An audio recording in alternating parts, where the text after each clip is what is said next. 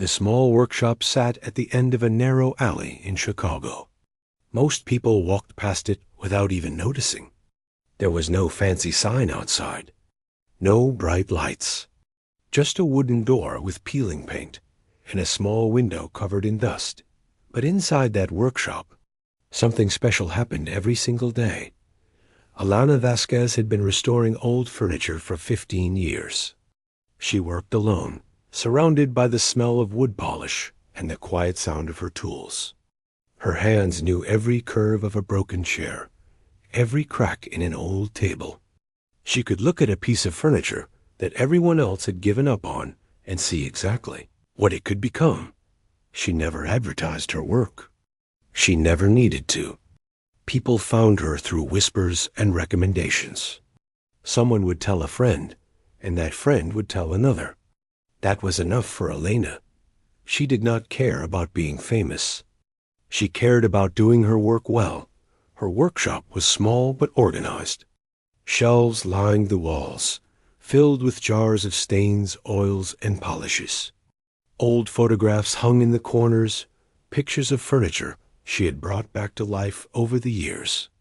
A rocking chair from the 1920s, a dining table that had survived a house fire, a music box that had been in the same family for 5 generations. Each piece had a story, and Elena believed it was her job to protect those stories. On the afternoon, everything changed. Elena was working on an old wooden chest. The owner, a retired schoolteacher, had brought it to her in tears. It had belonged to her mother, and the lid had cracked right down the middle. Elena had promised to fix it. She always kept her promises. She was carefully sanding the edges of the crack when she heard a car pull up outside. The engine was smooth and quiet, the kind of sound expensive cars make. Elena did not look up right away. She finished the stroke she was making, wiped her hands on her apron, and then walked to the window. A long black car sat in the alley. It looked out of place, like a diamond sitting in the mud. The driver stayed inside, but the back door opened, and a man stepped out. He was tall, maybe in his early 60s, wearing a suit that probably cost more than everything Elena owned. His silver hair was combed back perfectly. His shoes were so shiny she could almost see her reflection in them from the window. He looked around the alley with a frown on his face, like the very air offended him. Then he walked toward her door. Elena opened it before he could knock. "Can I help you?" she asked. The man looked at her for a moment, his eyes moving from her worn apron to her calloused hands. Something flickered across his face. It might have been surprise. It might have been disappointment. Elena could not tell. "I was told you fix things," he said. His voice was flat, the kind of voice that was used to giving orders. "Old things. I restore furniture," Elena said. "Antiques, mostly. Family pieces." He nodded once and reached into his jacket. He pulled out a small wooden box, no bigger than his hand. He held it out to her like it meant nothing at all. "This," he said. "The hinge is broken." Elena took the box carefully. It was heavier than it looked. The wood was dark, almost black in some places, and she could see faint patterns beneath the grime. Someone had carved flowers into the lid a long time ago. Though the details had faded with age, she turned it over in her hands, studying it the way a doctor might study an X-ray. The hinge was indeed broken, but that was not all. The wood around it had cracked slightly. The varnish was old and flaking. And there was something else, something she could not quite identify yet. A feeling, a weight in her hands that told her this box was more than it appeared. "Where did you get this?" she asked. The man waved his hand like the question annoyed him. "It was my grandmother's. She kept her jewelry in it, I think. It sat in a closet for 30 years. I am only fixing it because my wife insists." Elena nodded slowly. She opened the box and looked inside. The velvet lining was faded and torn in places, but the craftsmanship was solid. Whoever had made this box had known what they were doing. "I can restore this," she said. "It will take some time. I need to repair the hinge properly, stabilize the wood around it, clean off the old varnish, and apply new finish. I want to preserve the original character, not just make it look new." She paused and looked up at him. $250, she said. "That includes materials and labor." The man stared at her, Dot. Then he laughed, Dot. It was not a kind laugh. It was the kind of laugh people use when they want to make someone feel small. The sound bounced off the walls of her tiny workshop, sharp and ugly. $250? He repeated. "For this? For gluing a hinge back on?" Elena felt her chest tighten, but she kept her voice calm. "It is not just gluing a hinge. The wood needs careful treatment. If I rush it, the repair will not hold. If I do it right, this box will last another 100 years." The man shook his head, still smiling that cold smile. "You people always do this," he said. "You find someone with money, and suddenly your little hobby becomes priceless art. I could buy 100 new boxes for that price. Better ones. From actual stores." Elena said nothing. She had heard words like this before. Not often, but enough times to recognize them. These were the words of someone who had never had to work with their hands. Someone who measured everything in dollars and nothing in meaning. The man reached into his pocket and pulled out his wallet. He took out 3 $20 bills and tossed them onto her workbench. The bills landed next to her tools, next to the old chest she had been working on. $60, he said. "That is what gluing a hinge is worth. Take it or leave it." Elena looked at the money and looked back at him. "I cannot do the work properly for $60, she said quietly. "I am sorry." A man's smile disappeared. His eyes went hard. "You know who I am?" He asked. "Richard Davenport. I own half the buildings in this city. I have hired and fired more people than you have ever met in your entire life.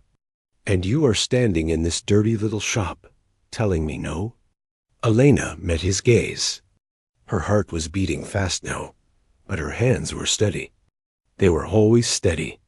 "I am telling you what the work costs," she said. "I do not set my prices based on who is asking."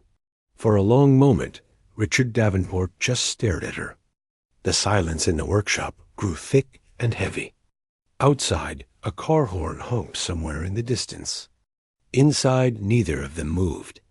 Then Davenport leaned closer, and his voice dropped to something just above a whisper. "You will never be anything," he said. "You will die in this alley, fixing broken chairs for people who cannot afford real furniture. You are not a craftsman. You are not an artist. You are just someone who plays with old junk because you could not make it in the real world." He straightened up and adjusted his jacket. "Keep the box," he said. "Throw it away. I do not care. I will not waste another minute in this place." He turned and walked out without another word. The door slammed behind him. A moment later, Elena heard the expensive car start up and drive away. She stood there for a long time, not moving. The 3 $20 bills still sat on her workbench. The little wooden box still rested in her hands. Her eyes stung, but she did not cry. She had learned a long time ago that tears did not fix anything. Only work did. Only patience. Only care. She looked down at the box again, Dot, and somewhere deep in her chest, beneath the hurt and the anger, she felt something else. Curiosity. That old familiar pull that had guided her through 15 years of work. This box was trying to tell her something. She just had to figure out what. Asterisk. Elena did not sleep well that night. She lay in her small apartment above the workshop, staring at the ceiling, while Richard Davenport's words played over and over in her head. "You will never be anything.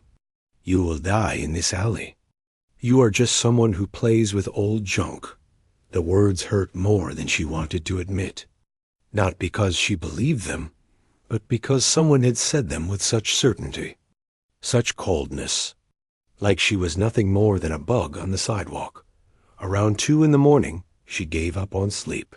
She made herself a cup of tea and sat by the window, looking out at the empty alley below. The streetlight flickered. A cat walked across the pavement and disappeared into the shadows. Her eyes kept drifting to the corner of her kitchen table where the little wooden box sat. She had brought it upstairs without really thinking about it. Now it sat there in the dim light, waiting. Elena picked up her tea and walked over to the table. She sat down and pulled the box closer. In the quiet of the night, she could study it properly.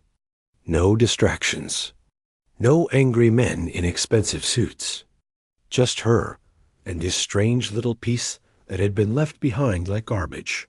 She turned on the lamp and angled it toward the box. The light fell across the carved flowers on the lid, revealing details she had not noticed before. The petals had a specific shape. The leaves curled in a particular way. Whoever had carved them had not been copying a pattern from a book. They had been creating something original. Elena ran her fingers over the carvings. The wood was smooth beneath her touch, worn down by generations of hands. How many people had held this box before her? How many had opened it to store their treasures inside? She thought about what Davenport had said. His grandmother had kept jewelry in it. It had sat in a closet for 30 years. He did not even know where it came from. He did not care, but Elena cared. That was the difference between them. She went downstairs to her workshop and gathered her cleaning supplies. A soft cloth, a small brush, a bottle of gentle solution she had mixed herself, designed to remove grime without damaging old wood. Then she carried everything back upstairs and got to work. The cleaning took hours. Elena worked slowly, carefully, the way she always did. She started with the lid, wiping away decades of dust and neglect. Layer by layer, the wood began to reveal itself. The dark color she had seen earlier was not the natural shade of the wood. It was buildup. Dirt and old polish and time itself pressed into the graying dot as she cleaned. The true color emerged. A rich, warm brown with hints of red running through it. The wood was beautiful. More beautiful than she had expected. By the time the sun came up, she had finished the outside of the box. She sat back and looked at her work. The transformation was remarkable. The box almost seemed to glow in the morning light, but something else had appeared too. On the bottom of the box, hidden beneath all that grime, there were markings. Letters and numbers, carved small and neat into the wood. Elena had to squint to read them. TD 1855. She stared at those letters for a long time. Her heart had started beating faster, though she did not fully understand why yet. Initials and a date. That was all. It could mean anything, but something in her gut told her it meant everything. Elena showered and changed her clothes. But she could not stop thinking about those initials. TD. She had seen them before, somewhere. In a book, maybe. Or in a museum. The memory floated just out of reach, like a word on the tip of her tongue. She went back to her workshop and started searching through her reference books. She had collected them over the years. Old volumes about furniture history and famous craftsmen. Most people thought her collection was boring. Elena thought it was treasure. She searched for almost 2 hours before she found it. The book was called American Craftsmen of the 19th Century.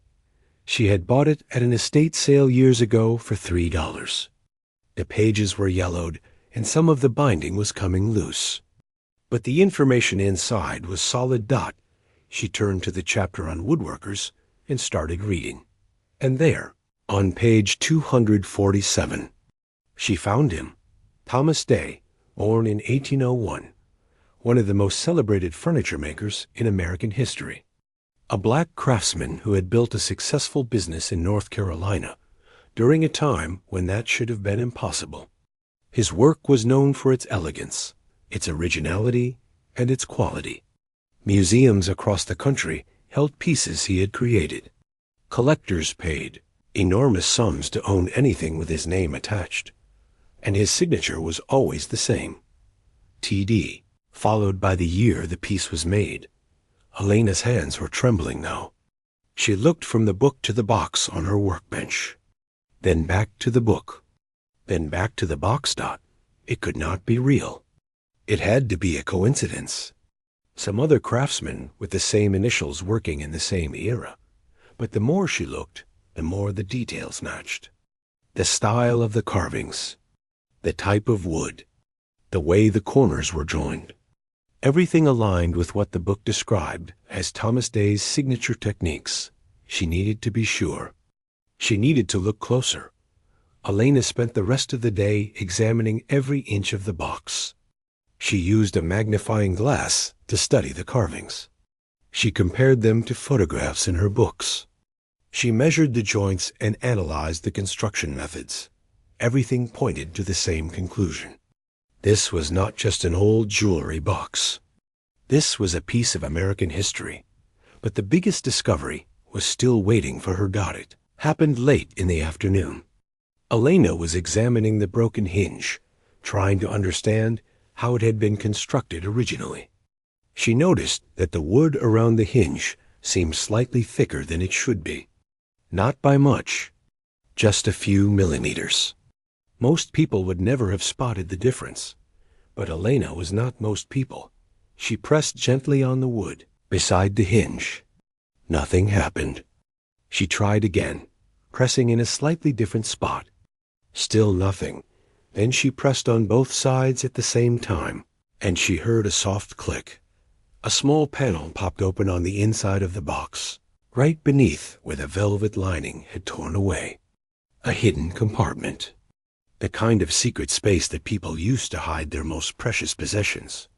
Elena held her breath as she reached inside. Her fingers touched paper. Old paper, brittle and yellow with age. She pulled it out carefully, terrified that it might crumble in her hands. It was a letter, folded into a small square and sealed with wax that had long since cracked and faded. Someone had written a name on the outside in elegant handwriting that had turned brown over the years. For my dearest Catherine, when the world becomes kinder. Elena unfolded the letter with shaking hands. The paper crinkled softly, like it was whispering secrets it had kept for over 150 years. The letter was dated June 12, 1855. The handwriting inside matched the writing on the outside. Beautiful and careful, and full of emotion. It was a love letter. Thomas Day had written it to a woman named Catherine. He spoke of his feelings for her, feelings that society would not allow him to express openly. He wrote about the box itself, how he had made it with his own hands as a gift for her. He described hiding this letter inside, hoping that someday she would find it, hoping that someday the world would change enough that their love could exist in the open. But that day never came. The letter had stayed hidden in its secret compartment, waiting for someone to find it, waiting for over a century and a half.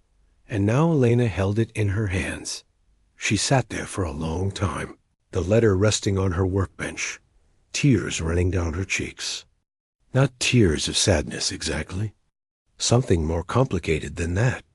She was holding a piece of someone's heart, a love that had been silenced by the cruelty of its time, a story that had almost been lost forever. If Richard Davenport had thrown this box away like he wanted to, no one would ever have known. Thomas Day's final love letter would have ended up in a garbage dump somewhere, rotting alongside banana peels and broken appliances, but it had not been thrown away. It had landed here, in her small workshop, in her careful hands. Elena wiped her eyes and looked at the box again. She understood now what it had been trying to tell her. She understood its weight, its importance, its magic, and she knew exactly what she had to do next. Elena did not tell anyone about her discovery right away. For 3 days, she kept the secret to herself. She would finish her regular work during the day, fixing chairs and tables for her usual customers. But at night, she would sit with the box and the letter, studying them under the lamp, thinking about what to do next. Part of her wanted to keep quiet, to simply restore the box, hang it on her wall, and treasure it privately. She had found it, after all. Davenport had thrown it away. Why should anyone else be involved? But another part of her knew that was wrong. This box did not belong to her. It did not really belong to anyone. It belonged to history. It belonged to the story of Thomas Day and Catherine and all the people whose love had been silenced by the times they lived in. Some things were bigger than one person. This was one of those things. On the 4th day, Elena made her decision. She would restore the box properly, document everything she found, and reach out to people who could verify its authenticity. If it was real, the world deserved to know about it. If it was not real, at least she would have done the right thing by checking God. She started with the restoration. Elena had always believed that restoring old furniture was like healing a patient. You had to be gentle. You had to be patient. You had to understand what the piece needed, not what you wanted to do to it. Force never worked. Only care. The box needed a lot of care. The first challenge was the broken hinge. Most people would have simply replaced it with a new one. Quick and easy. But Elena refused to take shortcuts. The original hinge was hand-forged iron, made specifically for this box over 150 years ago. It was part of the piece's history. Replacing it would be like erasing a chapter from a book. Instead, she spent 2 weeks finding a blacksmith who could repair the original hinge using traditional methods.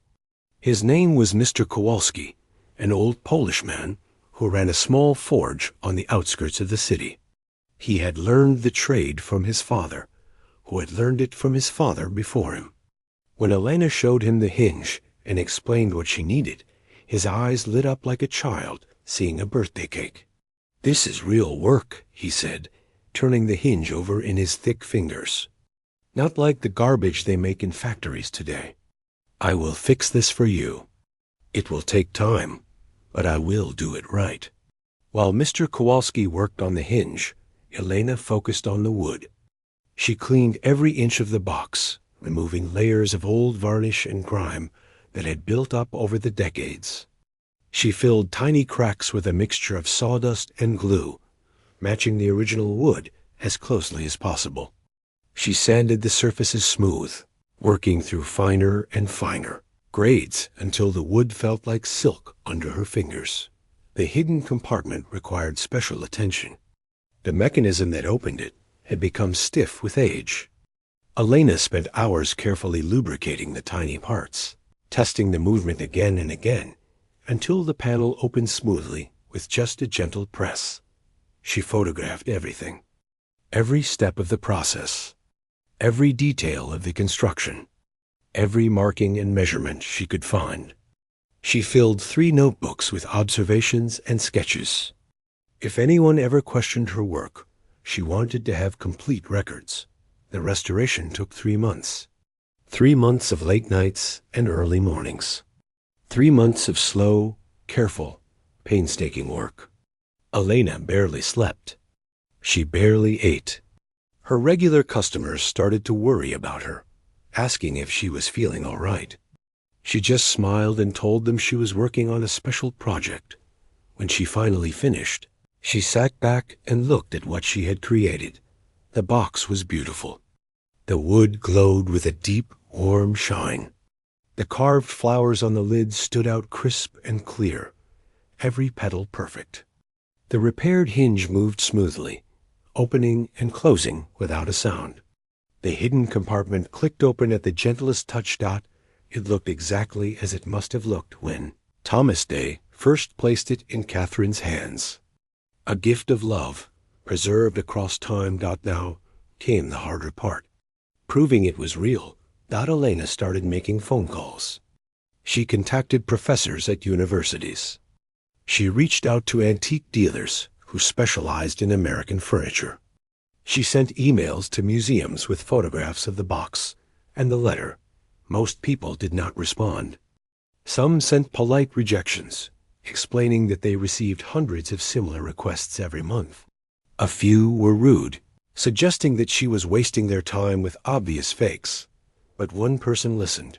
Her name was Dr. Rosario Vega, a historian at the Smithsonian Institution who had spent her entire career studying African American craftsmanship. Elena found her name in an academic journal and sent her an email late one night, not expecting any reply. 3 days later, her phone rang. "Is this Elena Vasquez?" The voice on the other end was sharp and direct. "This is Dr. Vega from the Smithsonian. I received your email about the Thomas Day piece. I would like to see it in person." Elena almost dropped the phone. Dr. Vega flew to Chicago the following week. She was a small woman in her 60s, with gray hair pulled back in a tight bun and glasses that made her eyes look larger than they were. She did not smile when Elena met her at the door. She did not make small talk. She simply walked into the workshop, sat down at the workbench, and put on a pair of white gloves. "Show me," she said. Elena brought out the box and the letter. She showed Dr. Vega her notebooks, her photographs, her research. She explained every step of the restoration process, every detail she had observed, every reason she believed the piece was authentic. Dr. Vega listened without interrupting. She examined the box with a magnifying glass, studying the carvings, the joints, the wood grain. She held the letter up to the light, looking at the paper and the ink. She asked questions that Elena had never thought of. Questions about construction techniques and material sources and historical context. The examination took 4 hours. When it was over, Dr. Vega removed her gloves and set them on the workbench. She looked at Elena for a long moment, her expression unreadable. Then she smiled. It was the first time Elena had seen her smile. "Miss Vasquez," she said, "I have been studying Thomas Day's work for 37 years. I have seen every known piece he ever created. I have read every document that mentions his name." She paused, and Elena felt her heart stop. "This is real," Dr. Vega continued. "Not only is this box genuine Thomas Day craftsmanship, but that letter is one of the most significant historical documents I have ever encountered. We knew Day had personal relationships that he kept hidden from public view. We suspected there were letters, but no one has ever found one. Until now." Elena sat down heavily on her stool. Her legs had stopped working properly. "What happens now?" she asked. Dr. Vega's smile widened. "Now, Miss Vasquez, the world finds out." And that is exactly what happened. Dr. Vega wrote an article for an academic journal, announcing the discovery. A reporter from a major newspaper picked up the story. Within 2 weeks, Elena's small workshop had been featured in publications across the country. The quiet alley that no one had noticed before suddenly had news vans parked outside. Journalists wanted interviews. Historians wanted to examine the box. Collectors wanted to make offers. Elena's phone rang so often that she had to turn it off. Just to get any work done, people started calling. Her things like the Discoverer and the Guardian of History, strangers, sent her letters thanking her for preserving something so important. A television producer asked if she would be interested in a documentary about her life.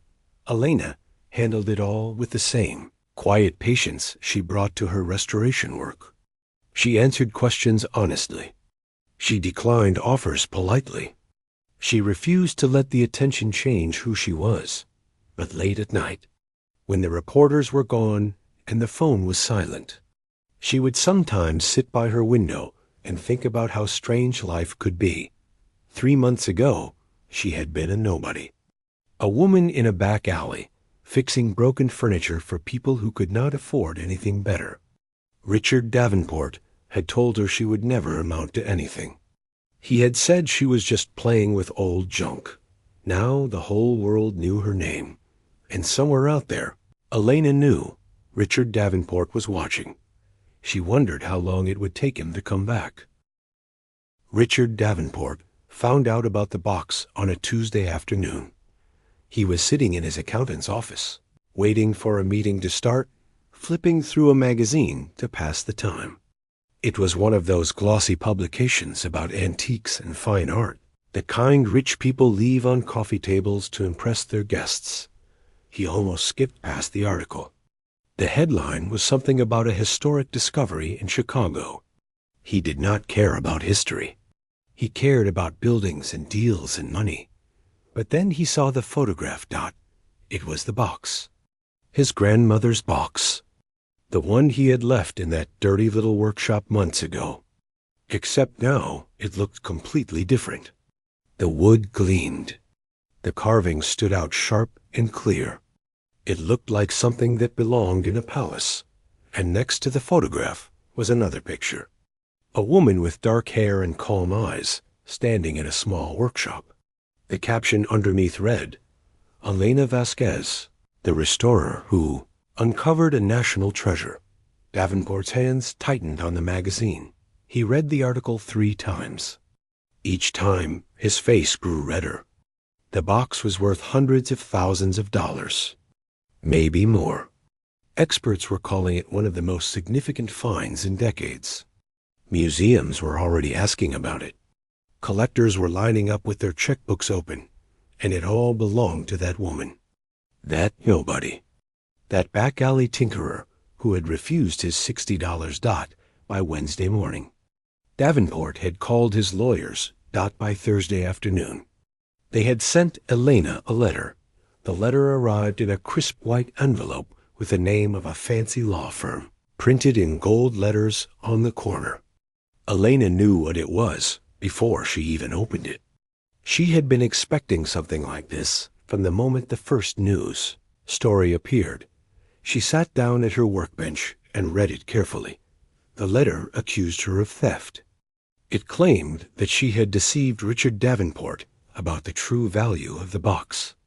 It demanded the immediate return of both the box and the letter, along with any profits she had received from publicizing the discovery.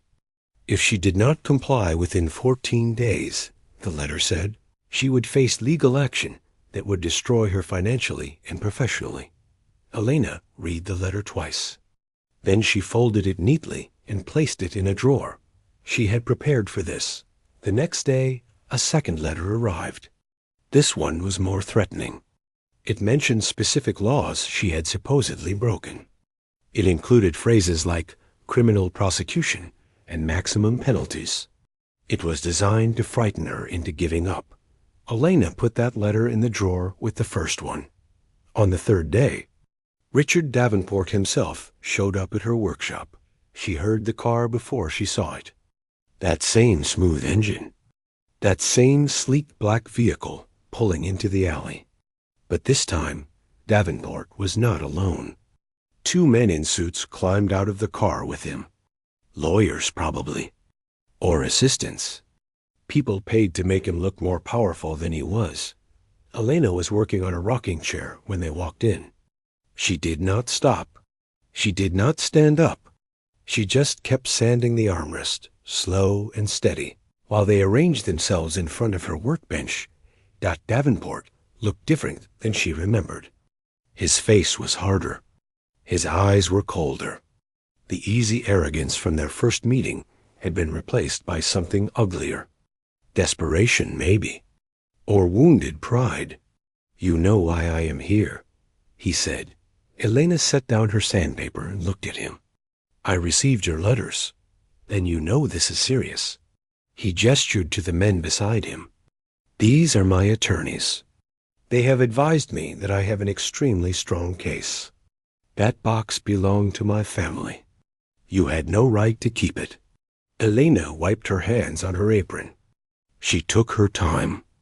There was no rush. "You told me to throw it away. she said quietly. You said you did not care what happened to it. I was upset. I did not mean it literally.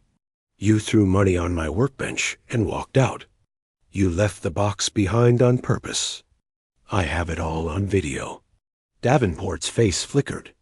Just for a moment. A tiny crack in his confidence. What video? One of the lawyers asked. Elena pointed to the corner of the workshop, where a small security camera hung near the ceiling. It was old and dusty, easy to overlook. But it worked perfectly. I installed that camera 5 years ago, Elena said, after someone broke into my shop and stole some tools. It records everything that happens in here. Every conversation. Every transaction.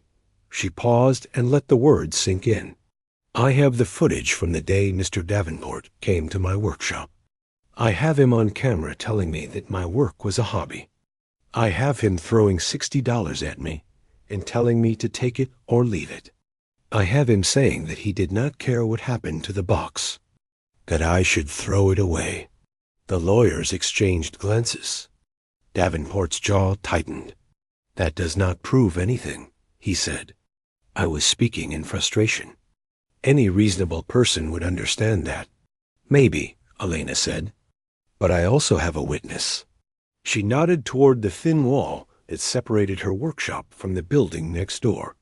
My neighbor heard everything. She was in her kitchen the whole time. She heard you insult me. She heard you abandon the box. She is willing to testify to that in court. The room went silent. One of the lawyers leaned over and whispered something in Davenport's ear. Davenport shook his head angrily and stepped closer to Elena's workbench. Listen to me, he said, his voice dropping low. You do not want to make an enemy of me. I can make your life very difficult.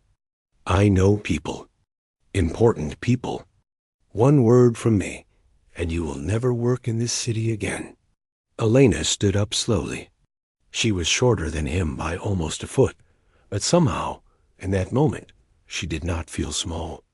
Mr. Davenport, she said, you came into my workshop 4 months ago. You called my work a hobby. You said I would never amount to anything. You told me I would die in this alley, fixing broken chairs for people who could not afford real furniture. She took a step toward him. He did not move back, but something in his eyes shifted.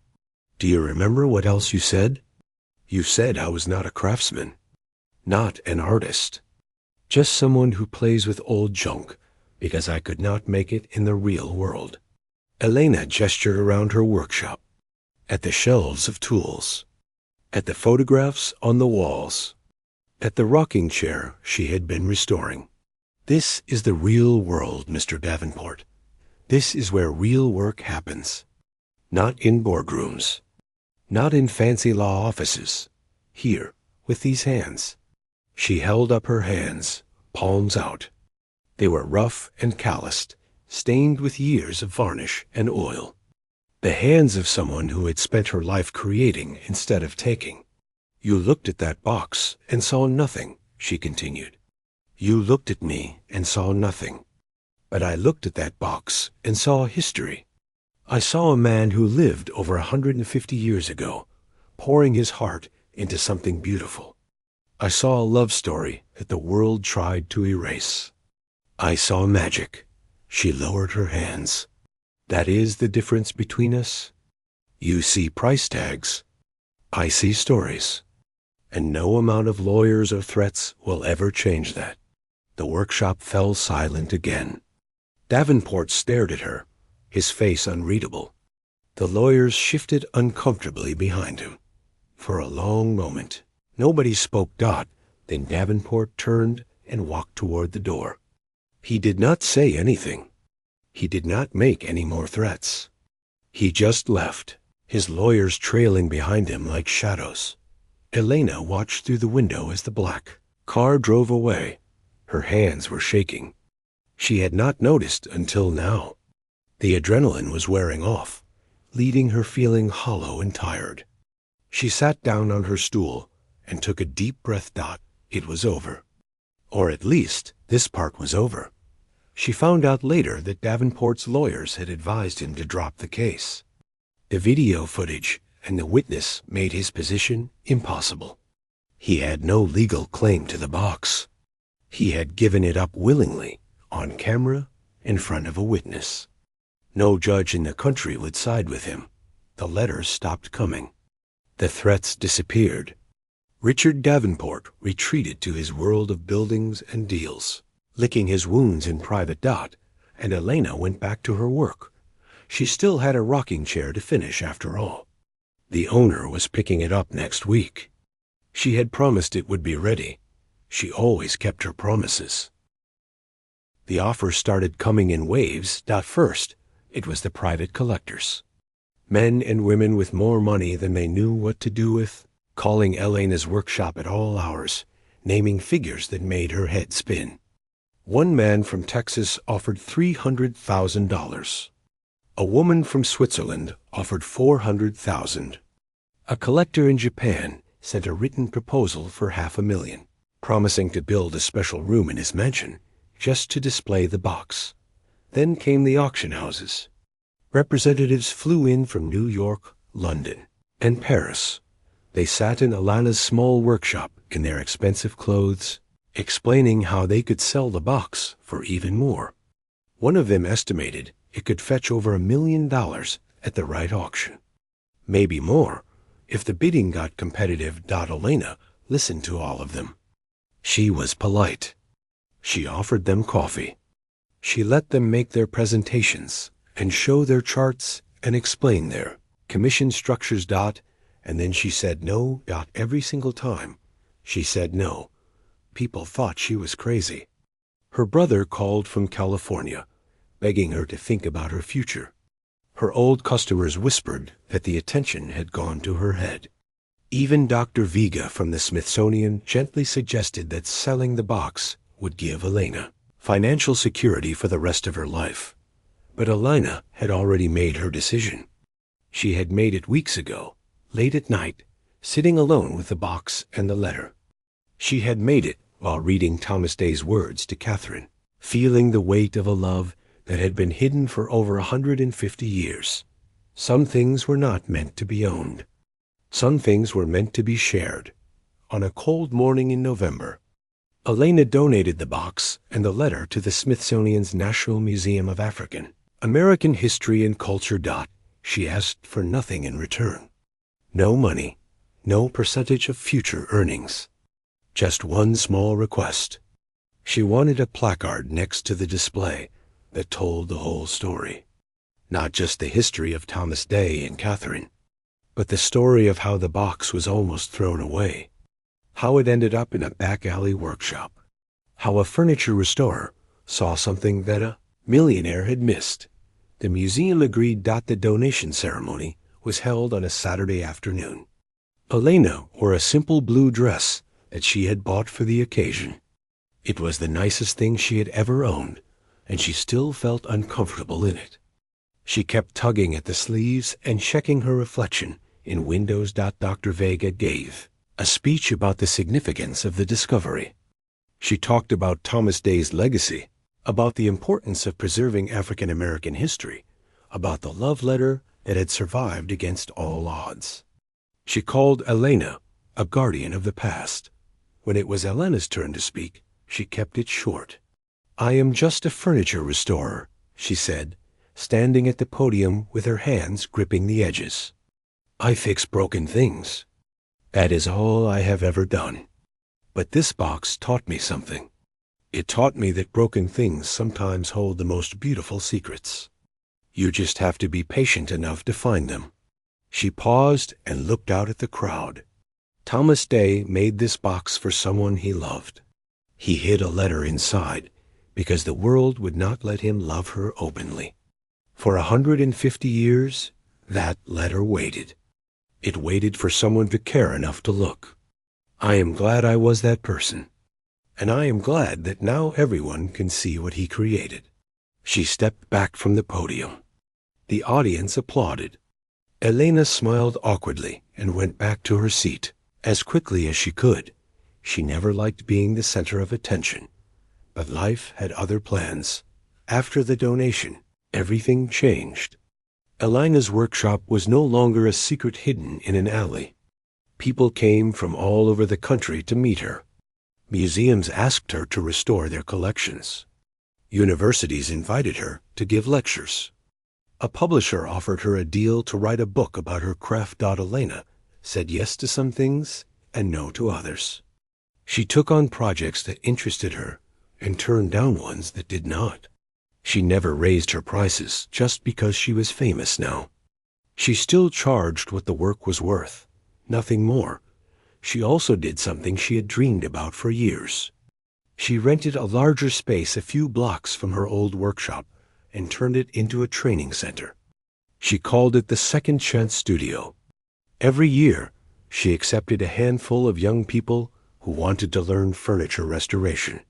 Most of them came from difficult backgrounds. Some had dropped out of school. Some had been in trouble with the law.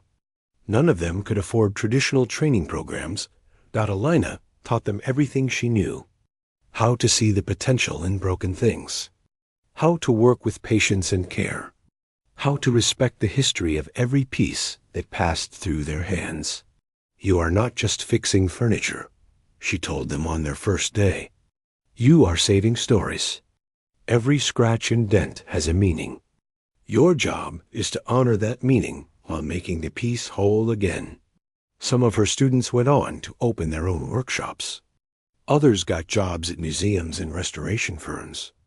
A few became teachers themselves, passing on what Elena had taught them. The ripples spread outward. Year after year, 2 years after the donation, Elena received a letter informing her that she had been selected for a MacArthur Fellowship, the so-called Genius Grant. It came with a large sum of money and national recognition. When reporters asked her how she felt, she laughed and said she was just glad she could finally fix the leak in her workshop roof. She used most of the money to expand the Second Chance Studio. Then there was the gala. It happened about 3 years after everything began. A charity event for arts education held in a fancy hotel downtown. Elena had been invited as a guest of honor. She did not want to go, but Dr. Vega convinced her it was important. She wore that same blue dress. It still fit, though it felt even more uncomfortable, surrounded by women in gowns that cost more than her car. She was standing by the window, holding a glass of water and wishing she was back in her workshop.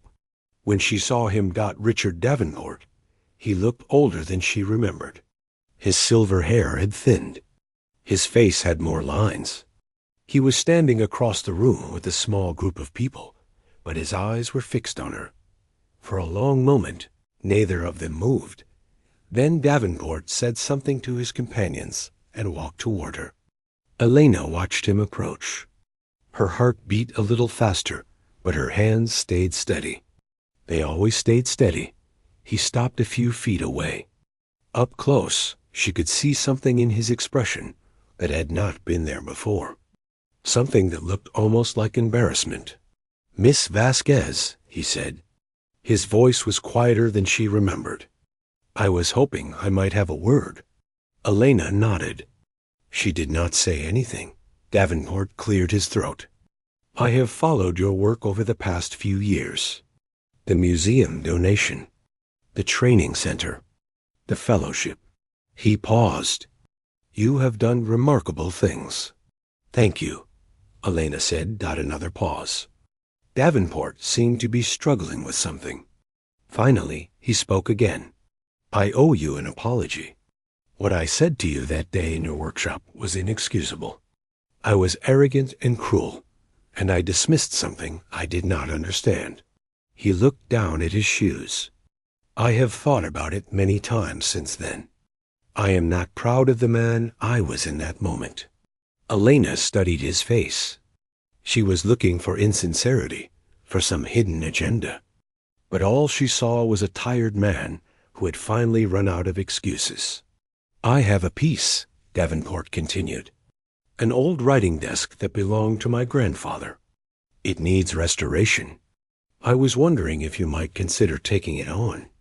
I would pay whatever you think is fair." Elena took a sip of her water. She let the silence stretch out, just like she had learned to do all those years ago. "I am sorry, Mr. Davenport," she said finally. "My schedule is full for the next 3 years. But I can recommend some excellent craftsmen who might be able to help you. There are many talented people doing wonderful work. You just have to be willing to see it." She smiled politely and turned to walk away. "Miss Vasquez," Davenport called after her. She stopped and looked back. "For what it is worth," he said, "you proved me wrong. About everything." Elena nodded once. "I know," she said. Then she walked away, disappearing into the crowd of admirers and well-wishers who had gathered to celebrate her work outside the hotel windows. The city lights glittered against the dark sky. Somewhere out there, her workshop was waiting. Her students would arrive in the morning. There were broken things that needed fixing, and Elena Vasquez, the woman who saw magic in what others threw away, still had so much work to do.